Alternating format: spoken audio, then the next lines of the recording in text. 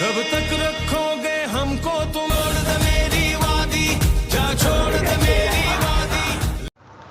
Oman Muscat से हमारे bureau chief Sajjad Sheikh report करते हैं।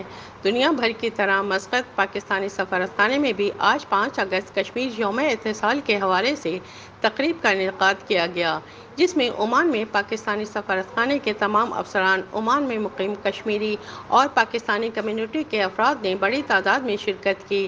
इज्तिमा से कश्मीरी रहनुमाओं और मुख्तलिफ शोबा-ए ज़िंदगी से ताल्लुक़ रखने वाले कम्युनिटी के अफराद ने खिताब किया और शदीद दुख और गम का इजहार किया।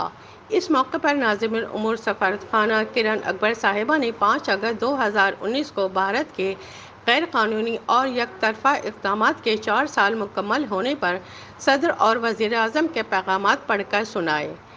इस गैर कानूनी और यकतरफा इक़दामात का मकसद जम्मू और कश्मीर की बैनुल-अक़वामी तौर पर तस्लीम शुदा मुतनाज़ हैसियत को तब्दील करना और आबादियाती ढांचे को तब्दील करना है। मकबूजा इलाके के ये इक़दाम अक़वाम मुत्तहिदा के चार्टर UNO की मुतल्लिक़ा करारदादों और बैनुल-अक़वामी कानून की ख़िलाफ़ वर्जी है।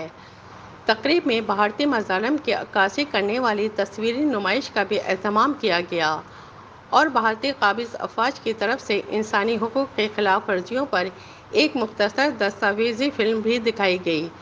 तक़रीब का इख्तिताम कश्मीरी शहदाओं के लिए ख़ुसूसी दुआ और जद्दोजहद की कामयाबी के साथ हुआ। कैमरा टीम के साथ शबाना खान, इमारात न्यूज़, दुबई।